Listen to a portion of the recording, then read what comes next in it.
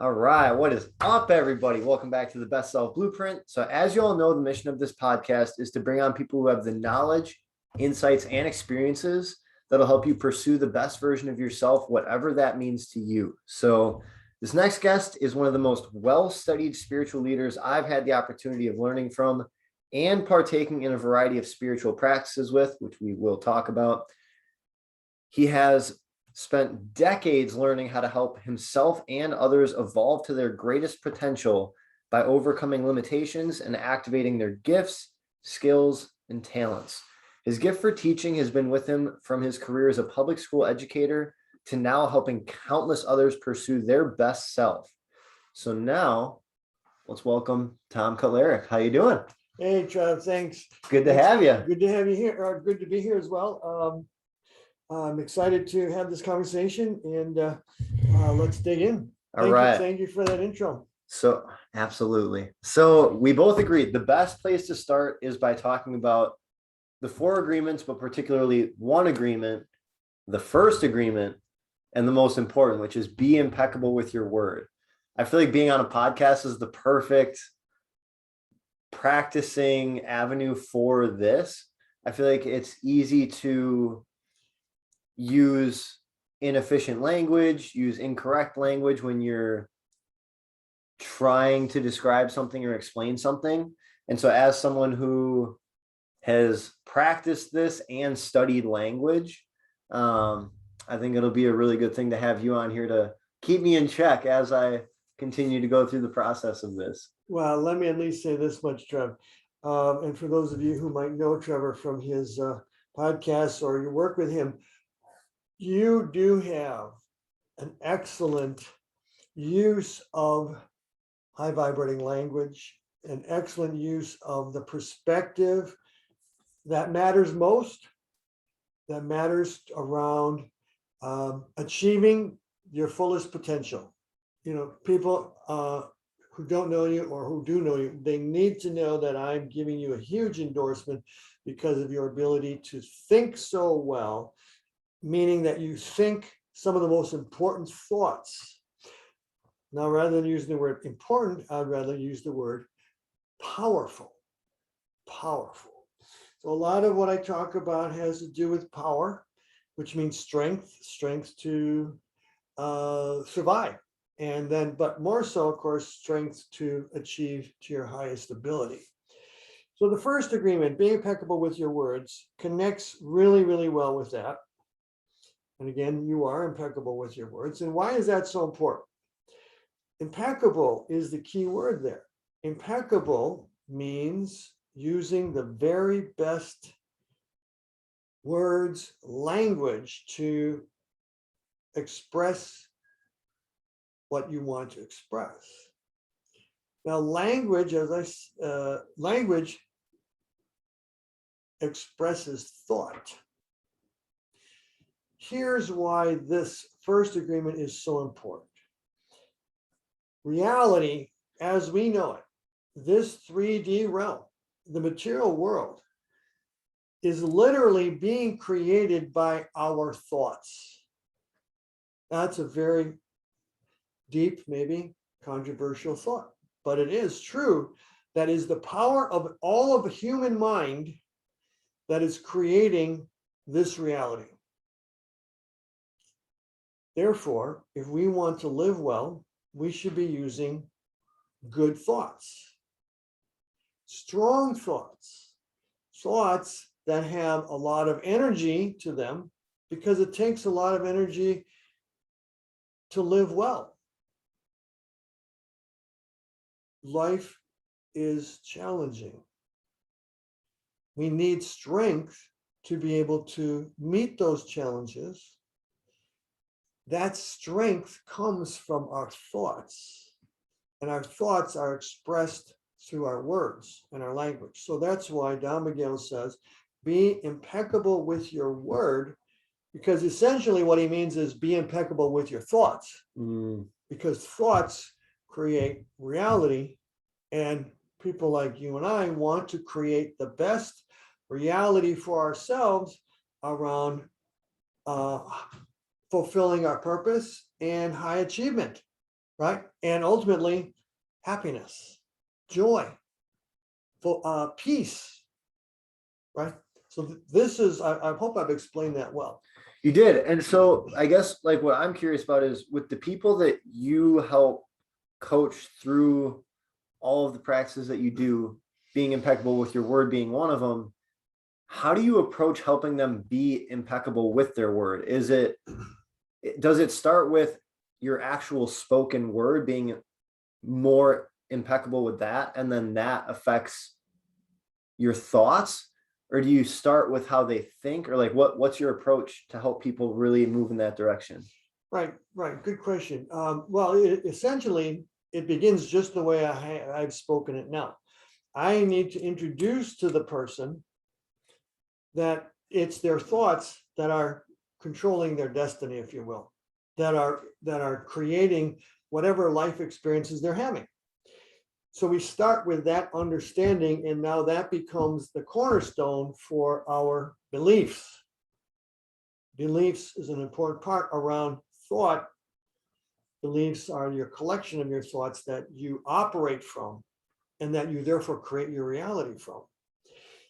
So it starts by informing the person your reality is created by your thinking. So let's get you thinking in the best way possible.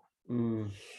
The best way possible then comes out in the best language, the best words, the best vocabulary.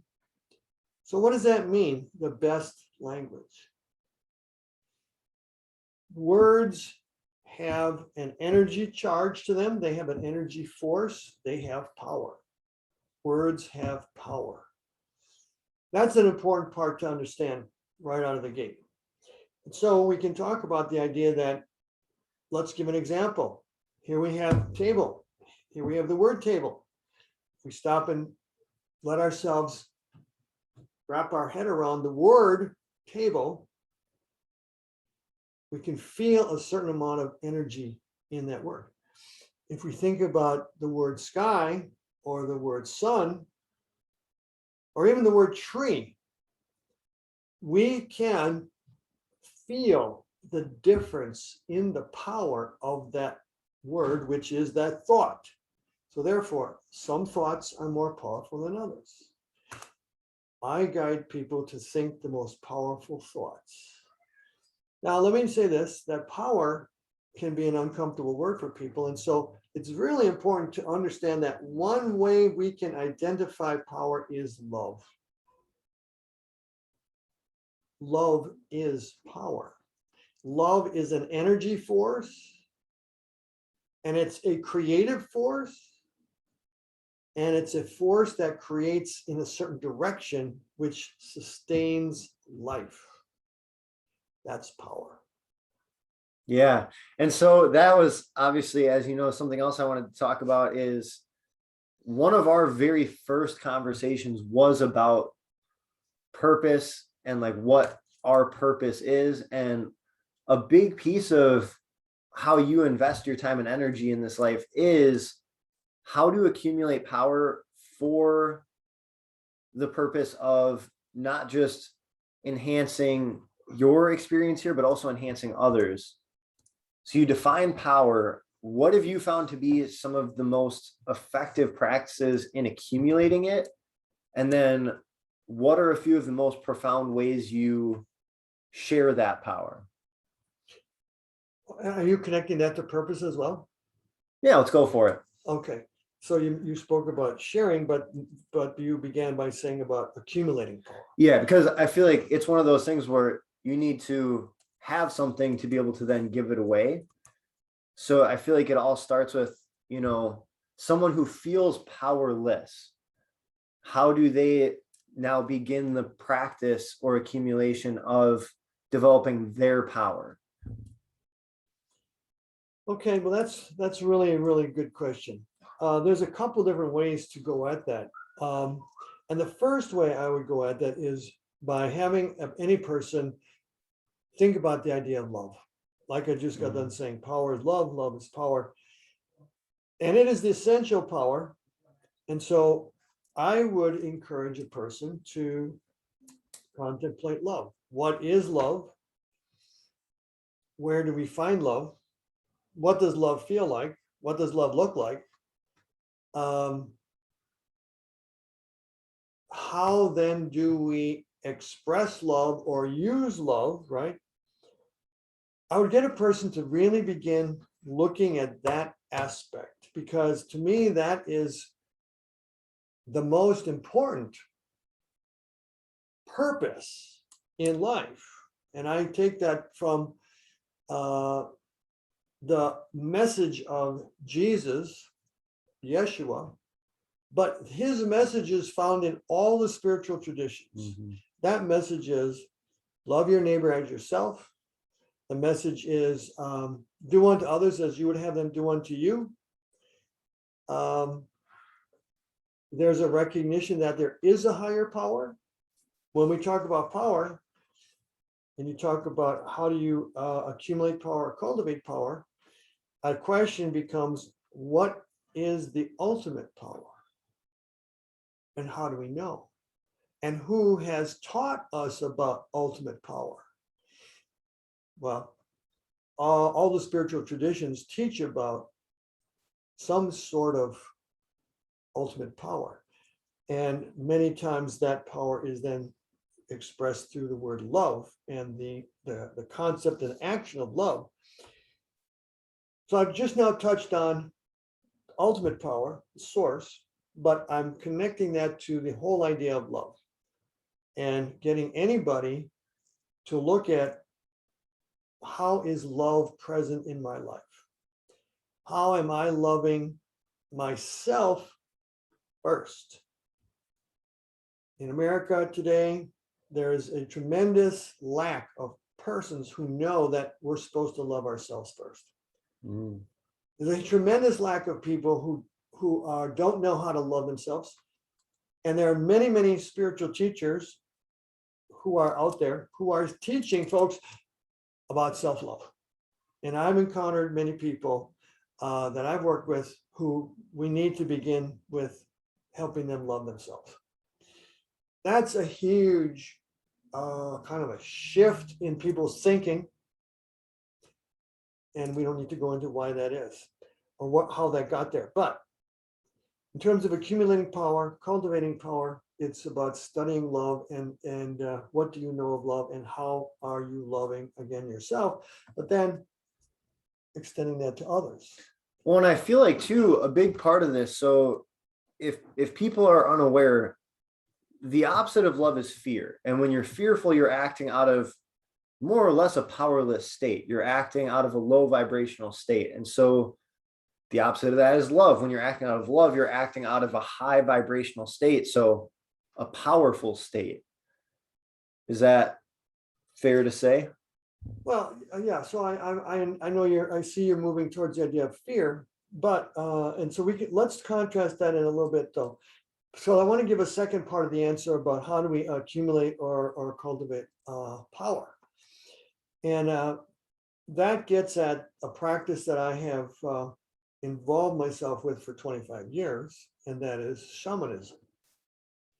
Shamanism is about power.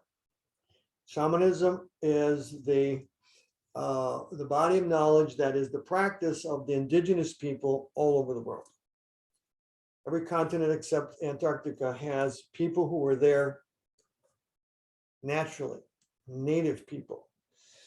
And they have an understanding of the 3D realm, the material world, that is very, very different from the Western scientific model of understanding reality. Meaning that they know of the existence of the spirit world, another dimension or dimensions beyond this 3D realm. And they know how to access the beings and the energies that are in the spirit realm.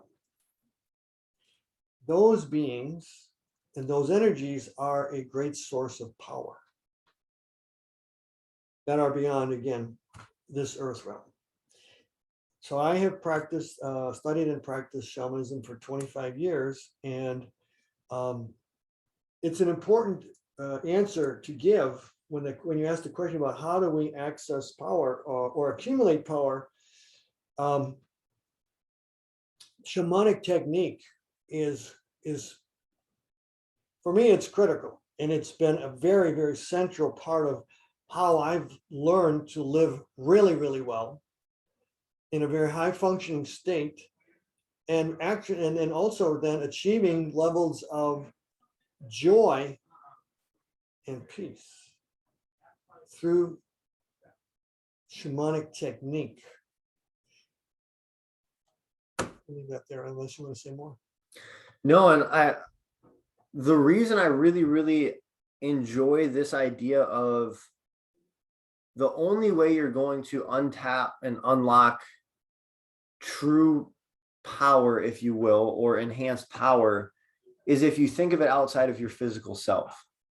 So even if we take it as far as, so in the context of races, which a lot of people know me for talking about, a lot of endurance, ultra endurance athletes and athletes doing these extreme feats, they'll talk about, as it starts getting really tough, they'll bring in, like they'll envision they're running with their brother or sister or mom or dad or friend or loved one. And that gives them that kind of added energy because they're bringing in the energy of that person to boost them a little bit. Or I have one friend and training partner who his nickname is the Animal, because he is just like the engine that didn't stop running. He's like the Energizer Bunny. And he does, before every single race, he brings in, he's Christian, so he brings in the energy of God, and basically like the whole like Jesus take the wheel thing, like he really does do that. And so he takes off and he says, hey, whatever happened will happen. I'm just going to give it my all. I know God's got my back, and I'm just going to go. And because of that, he is able to really untap and unlock this reservoir of energy that people look at in absolute awe. And they think, oh, there's just something about his psychology where he's able to shut it off, but it really is just, he has that nitrous fuel tank, which is that spiritual energy that he's allowing himself to bring in and let work for him. And I think that's a concept that, you know, if people are spiritual or religious, why would you not tap into that? You have the belief in God, you have the understanding of the true divine power that comes with that belief. Let him work for you. Let that connection flow. And so I believe that's a big aspect of, on the topic of power, you're at your most powerful when it isn't just you. And so just allowing that to sink in for people is, I think, a big portion of this as well. Well, I really, really appreciate you speaking everything that you just said, because you brought in the idea of spiritual energy, and you spoke about divine power. You spoke about aligning and being aligned with Jesus, with God. You said he was a Christian.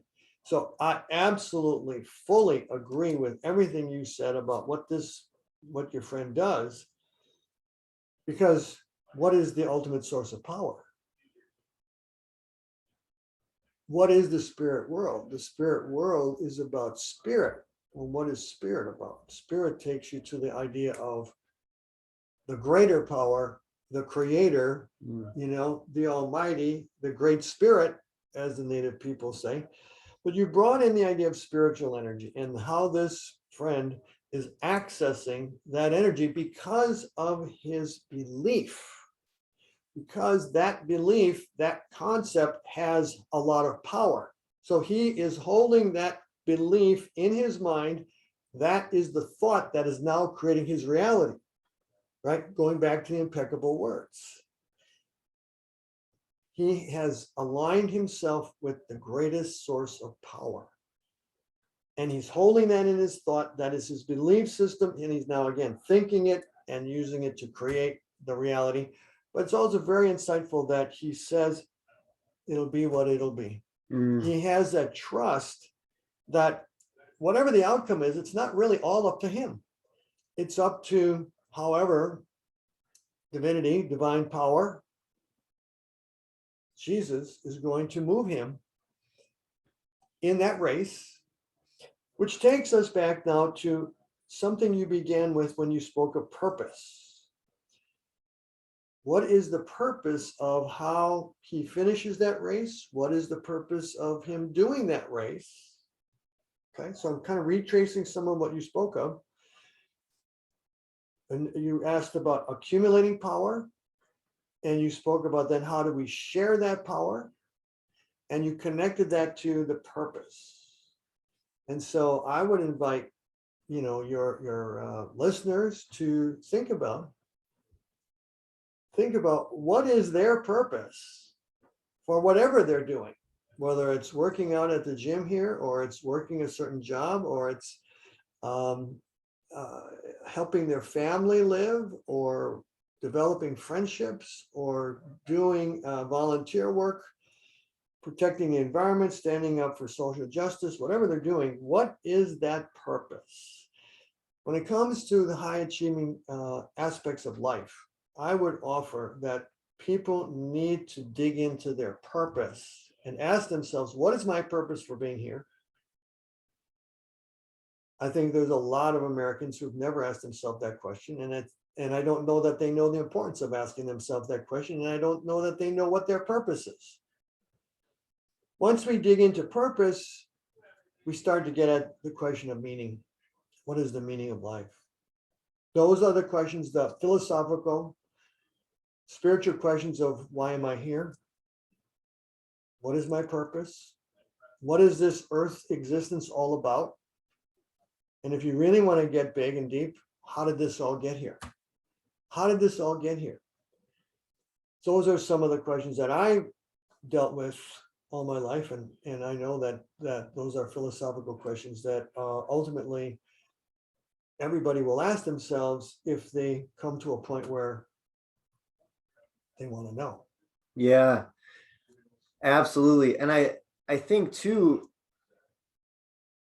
when it comes to purpose, I really like that you said in like high achievers, that's kind of where you have to start. I like the idea of almost reverse engineering it. So you kind of worked from like, okay, in each task that I'm doing, like what is my purpose of each of these tasks? And then you get to the bigger picture of like, what is the meaning of life? Like, what is the purpose of my being in this body at this time, in this place, surrounded by these people? I almost reverse engineered it. So I think I've talked to you about my idea of like the big questions. So my like, what is the meaning of life, or why am I here? I like to boil it down to, and these are not concrete. They are very much changing as life happens. But at a given time, I have anywhere from 5 to 10 big questions. So what these questions are is, on my deathbed, when I'm about to go on to whatever's next, I'm going to have a list of questions to determine, did I fulfill the meaning of why I was here? Okay, so based on these questions, those will help me determine what I'm investing my time, energy, speech, money, relationships, what I'm investing this life into. And so, I mean, that's just one way to approach it. You can go kind of either direction, but it is really important not to just identify, based on the tasks you have today, what's the purpose of those, but also kind of that 30,000-foot view of like, why am I here? What, or at least why do I believe I'm here? So I really think kind of taking both ends of the spectrum and filling in the blanks is really, really important when it comes to purpose. Yeah, I agree. I really like the way you explained that and that whole approach, as I made a note about that while you were speaking. But I want to pick up on two interesting things that I think I understand you're saying. When you spoke about the deathbed, I think you're saying that if you were to imagine yourself now at the end of life, I think I understood you said that there would be questions that would be in your mind that you'd be wondering, have I answered those questions? Is that right? Did I understand it right? Partially. So for me, it's, I guess, these big questions. I should have given context. So with these big questions, it's like one of mine is, did I show the people I love that I love them, not just through words, but through actions? So it's more of like almost like a yes or no questionnaire at the end of your life, where it's like, okay, did I fulfill the things that I believe I was here to fulfill? Now, if you want to kind of go back a step, I think that's what you're talking about, is figuring out what questions are you even asking yourself at that point? And that's where you find what is your meaning. Okay, well, at any rate, what I am understanding is that you are sort of putting yourself in the end of life position, which is a really valuable technique. I want people to understand that. And if I could jump in real quick too, I think a big part of it too is removing the stigma around death. I mean, people are so scared to talk about something that you already know for a fact is going to happen. So you might as well, take the approach and make the most of the fact that it's going to happen instead of avoiding it. And that goes down a deep rabbit hole of avoiding scary topics and things that make you uncomfortable. But death is arguably the biggest one. And I think it's something that, if talked about in the right way and analyzed in the right way, is one of the most useful tools you can have in your arsenal, is that reminder that, hey, in this body, in this life, there's a timetable. And, if you really do have that clearly defined purpose and meaning and kind of list of things that you want to make sure you get taken care of, you don't have infinite time here in this body, in this life. So you might want to start prioritizing certain things. Yeah, I agree. Thanks for kind of clarifying that. The point is, though, you've spoken about the idea of being comfortable with the idea of death, the end of all existence. And that is a very, very important, I'm going to use the word perspective, and I want to emphasize the word perspective, because perspective, again, goes back to impeccable words. It goes back to, what do you believe? Perspective is just another way of saying what you believe.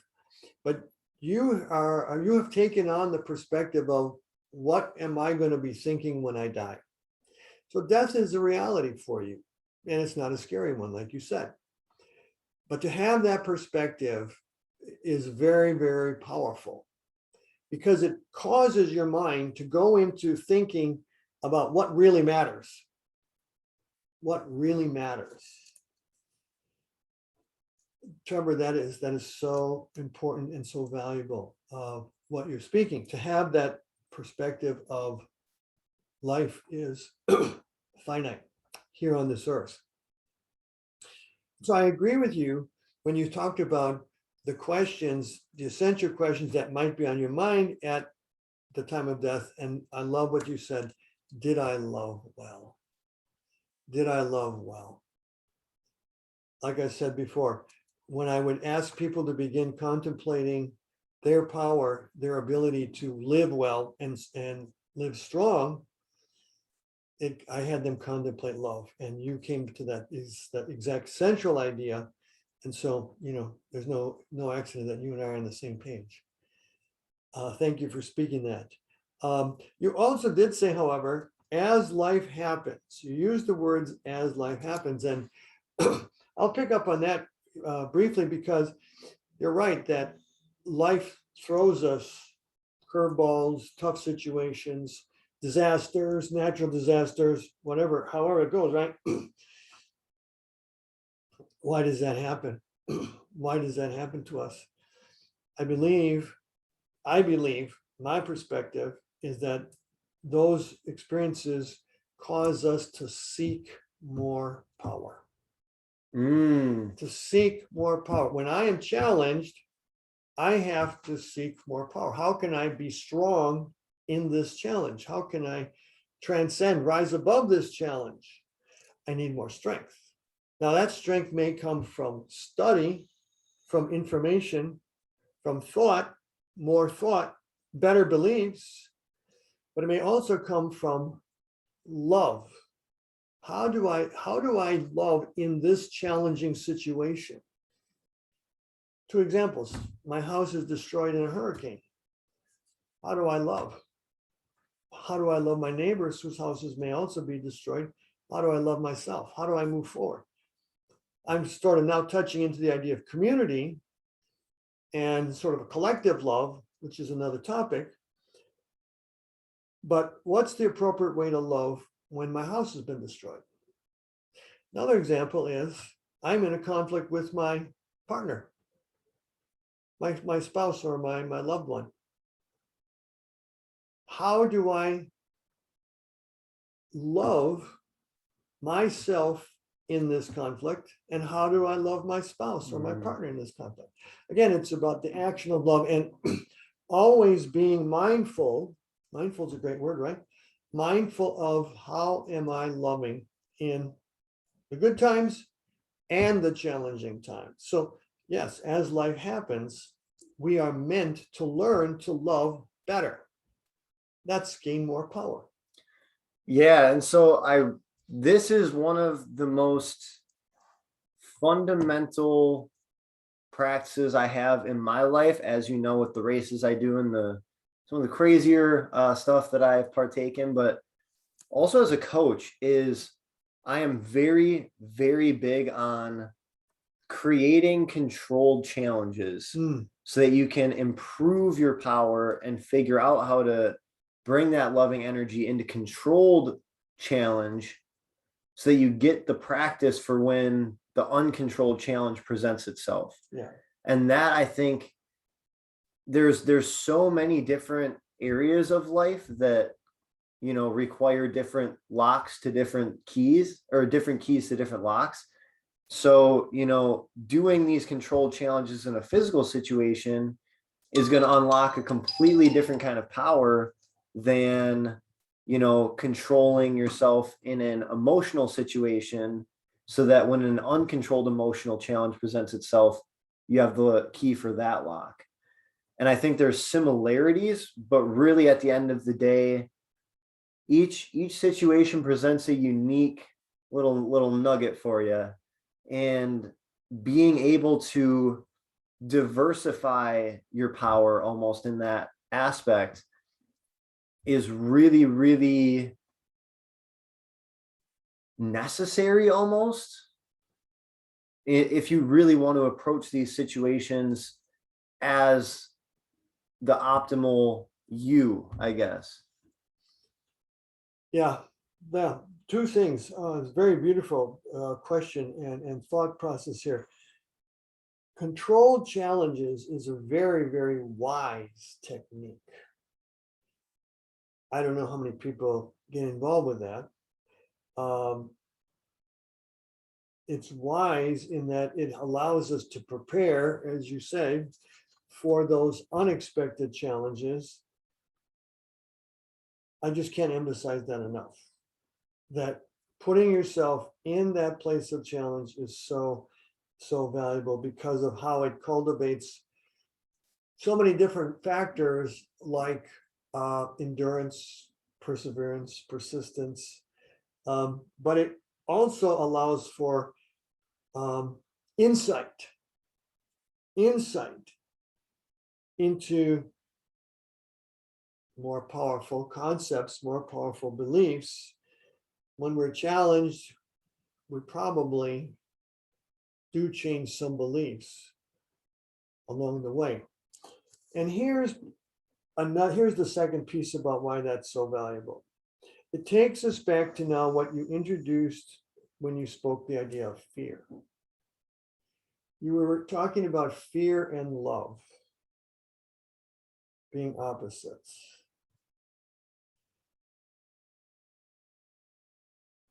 When we are in a challenging situation, again, whether it's physical, environmental, or interpersonal, the reason we're challenged is because we're afraid. I'm afraid I don't have a place to stay. I'm afraid I'm not going to build a new house. I'm afraid I'm not going to have a house as nice as the one as I had. I'm afraid my life is going to go downhill and I'm going to lose the quality of my life because now my house is destroyed by a hurricane. That's all fear-based. We are now having to confront fear, whether we think that through or not. Same thing when you're in a relationship. You and your partner are disagreeing about something. Essentially, that's because of fear. Oh, I'm afraid she's going to leave me. I'm afraid that I'm not going to have a nice time together. I'm afraid that our relationship is going to go negative. Those are thoughts and experiences that cause us to be afraid. Now, yes, what is the antidote to fear? It's love. So for a person who wants to grow and function highly and reach high levels of functioning, they are going to recognize the operation of fear, and they're going to then say, what do I need to do to change fear into love? So it's a mentality, it's an intentional focus to be looking at challenges and ask yourself, where's the fear? Most people don't think that way. It's about having an intentional mindset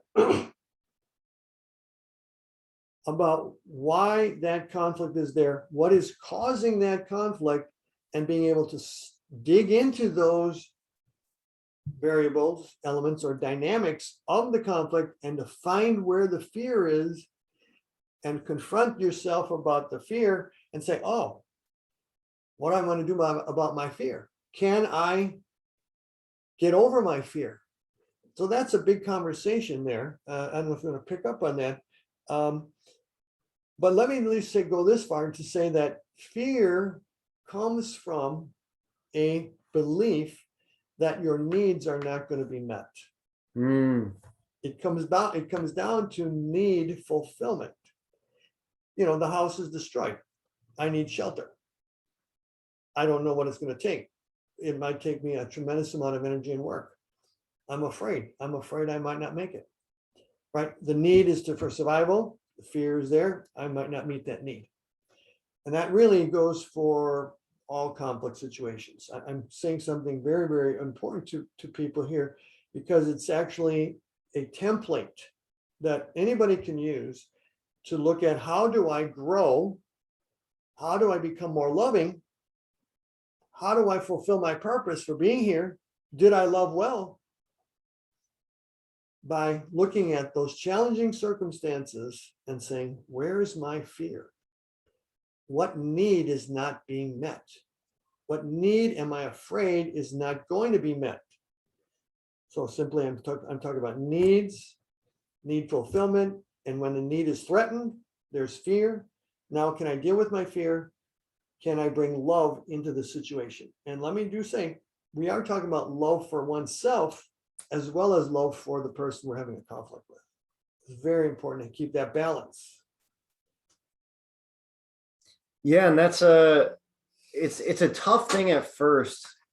I guess kind of the steps that I've taken to progress, and I'm not perfect. There are plenty of times where I fall short and I don't approach situations with love, but with fear. And I think for me, the most effective practice has been, it starts with, I took it on a weekly basis of, I almost just allowed myself to react how I felt in the moment, the need or more want than need to react. And then at the end of the week, through a visualization practice, I would go back to those challenges and I would think, okay, now that I'm not emotionally charged in that moment, how would I like to have approached that situation? And then I would practice that type of behavior in my head so that when those types of situations presented themselves again, I wasn't acting out of a state of fear. And, you know, like what you're talking about, I wasn't acting out of the fear of an unmet need. And so almost that, I would call it childish behavior almost, where, or just immature behavior due to that fear. And instead, how do I tactically approach the situation with the mindset of, okay, I know there's going to be that knee-jerk emotional reaction of fear. Where do I feel that in my body? What does that feel like emotionally?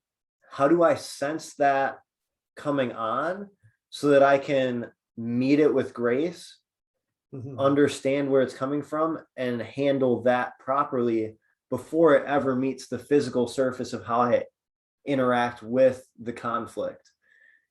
And that takes practice. It's not something you just all of a sudden are like, yeah, I want to be perfect in every situation. Snap of the fingers, you're there. There are always going to be new challenges and new confrontations that test this in very unique ways where, and we've talked about this, you hit these kind of strides in your journey where you're like, oh, I'm invincible now. There's nothing that's going to shake me. I'm good.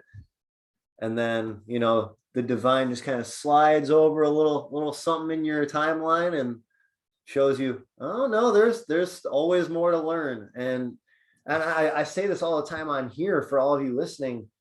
That's not a bad thing. That's an amazing thing, because I don't know about you. I'm not much of a gamer, but if I was playing a video game that I was just winning all the time, I get bored of that game. I wouldn't want to keep playing. I'd want to go play something else, because that's why we play these games, is they present challenges that force you to level your character up.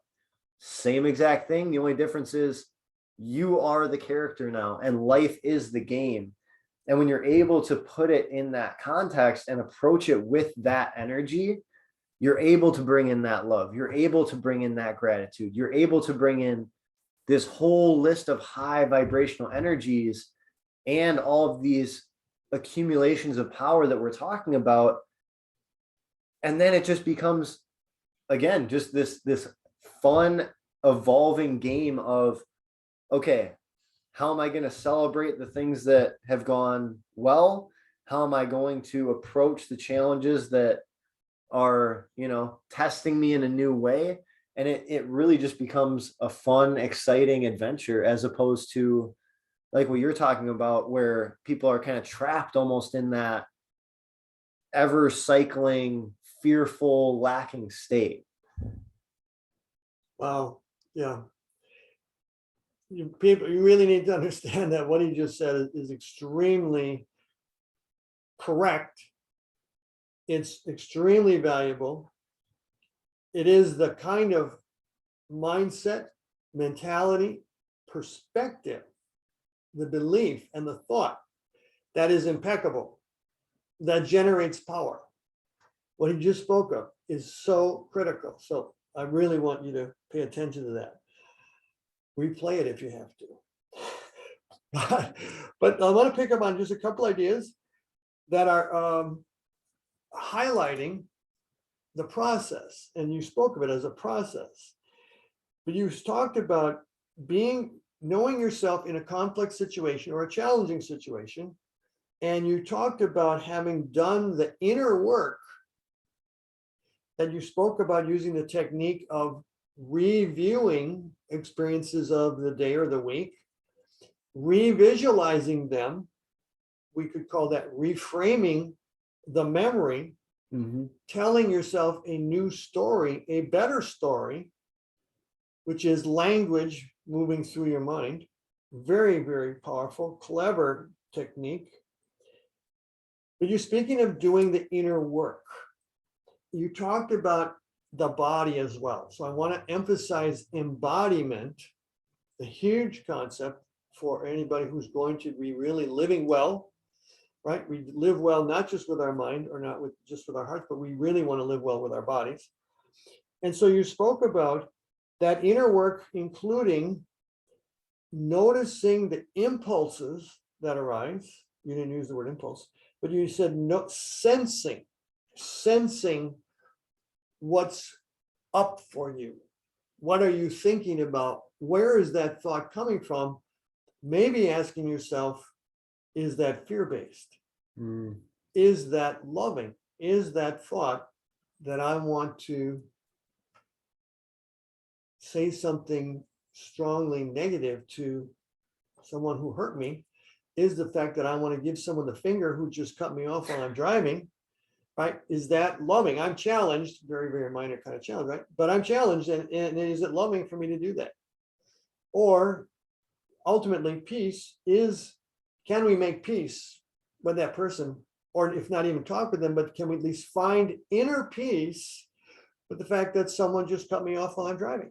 It's a very, very little challenge, right?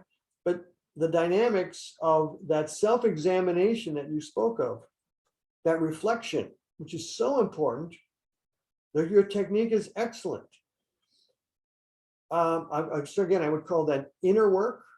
You know how to do it on your own. Most people probably need a guide. Here he is.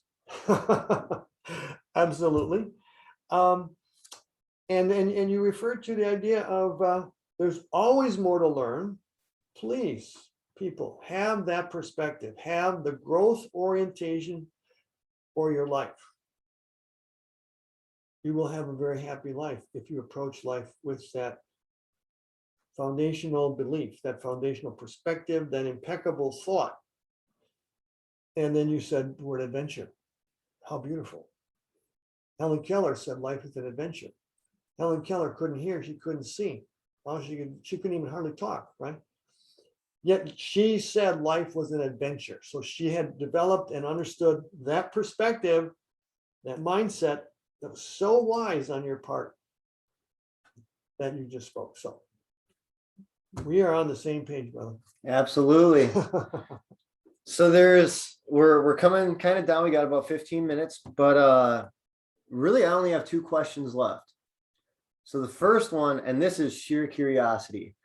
So just in our time together, and we've talked about like when I had Justin on here right after the sweat lodge, we were talking about that. We've done a gong bath, we've done the float tank, we've done all these different practices, and I'm sure I've barely scraped the surface of all the stuff you've done. Is there one practice you've done in particular that really, really stands out as this was the most profound practice you've done?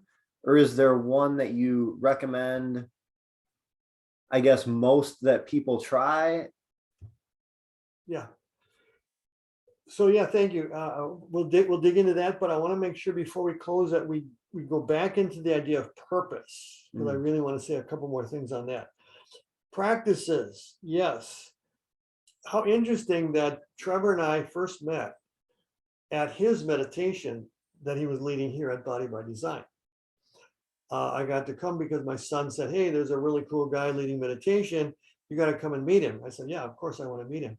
And partly because I teach meditation. I've been a meditator. And so the answer to your question about a single practice, it's absolutely meditation. Anybody, and I've said this to numerous people, anybody who wants to take their game to the next level needs to meditate. Now, meditation is a big subject. There are many, many ways to meditate, many, many meditation techniques. I've studied over 120 meditation techniques in a Hindu holy sacred text called the Vegan Bhairav Tantra. I can explain more if people want to know about that.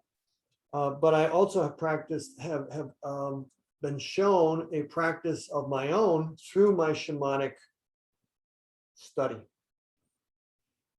Meditation essentially is about getting into an altered state, a state of calm, a state of stillness, perhaps an inner silence.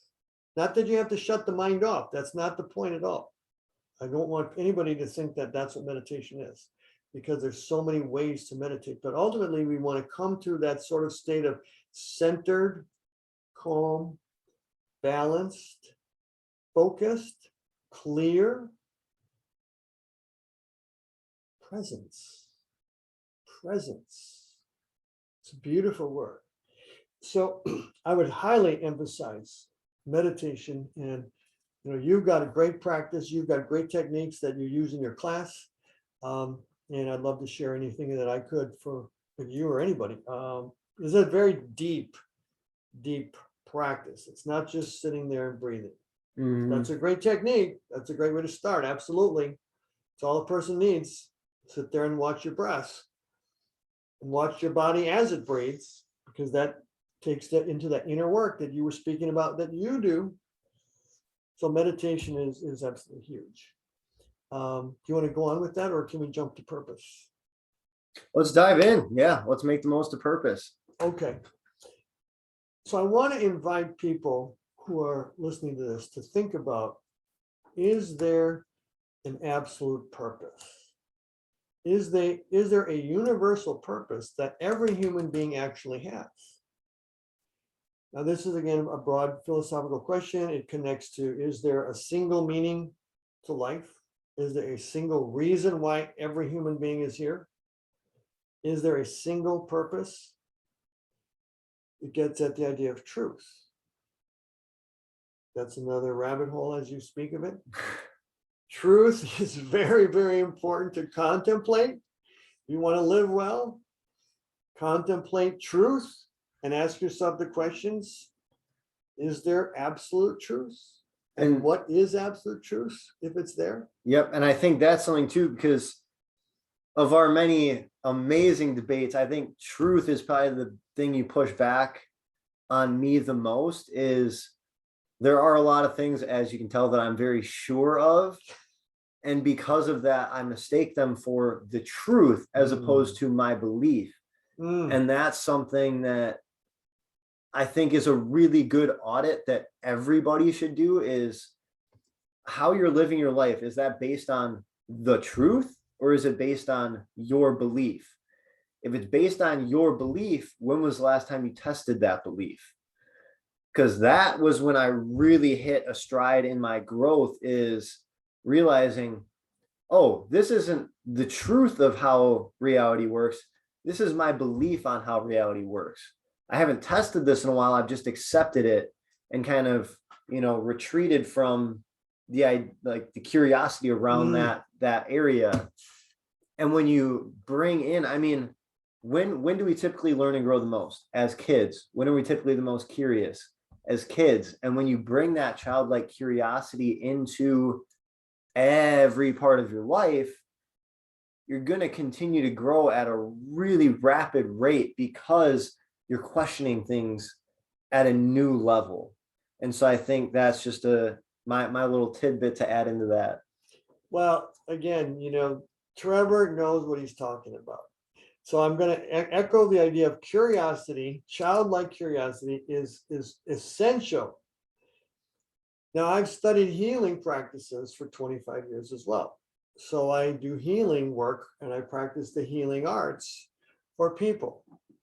That's really about power. And it's about strength, and it's about helping people get more strength by, first of all, overcoming limitations, wounds, whether they're physical wounds, emotional wounds. That whole idea of healing is a big part of what I do.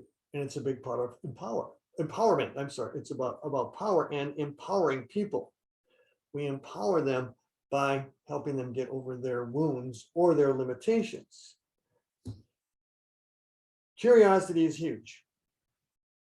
Stay growth oriented and let curiosity drive you.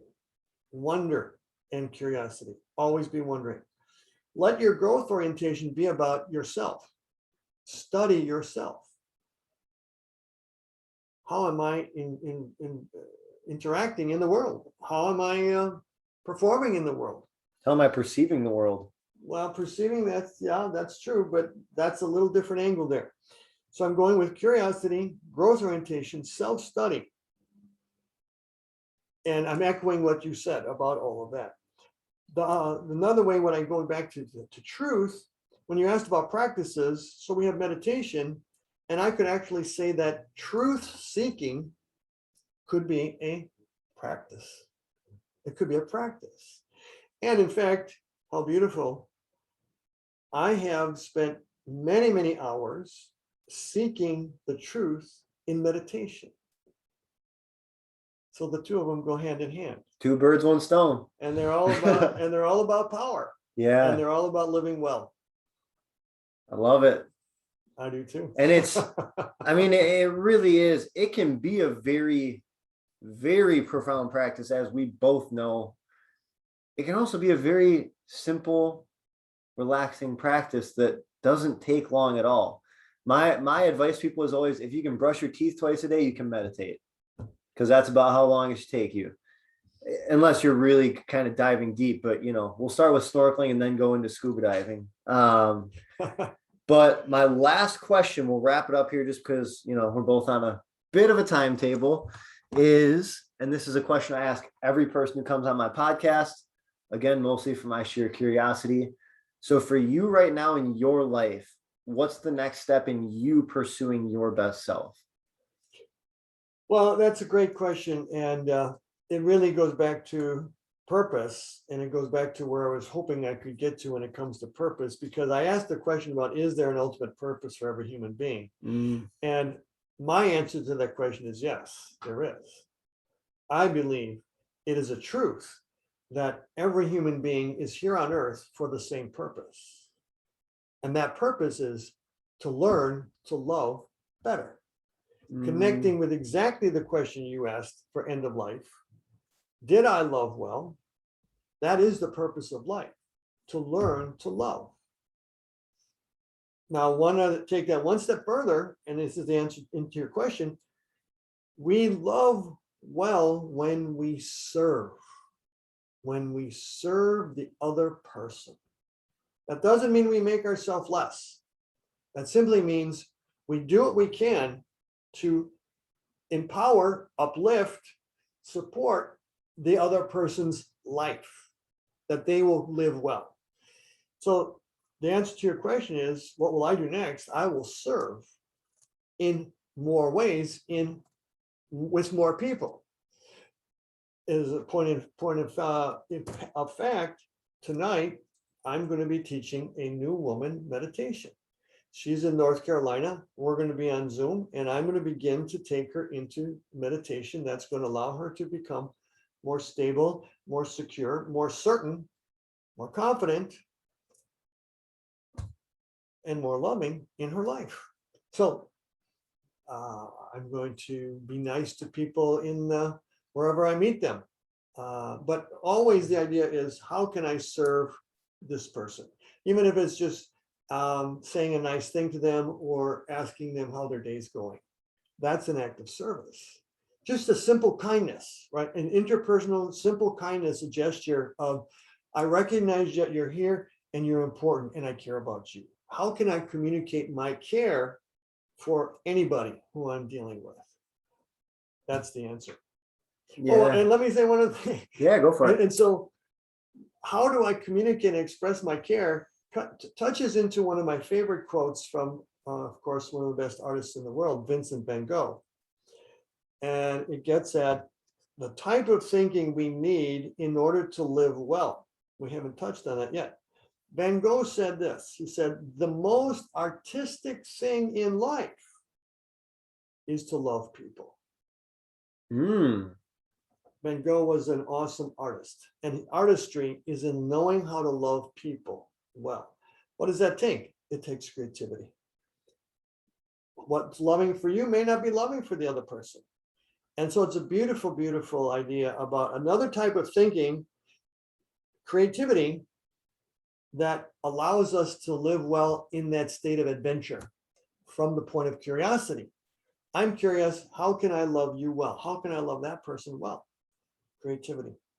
It's all beautiful. Creativity is actually known to be the highest form of thinking. Yeah. So it's been a great joy. It's been a great pleasure. All right, Tom, thank you for coming on.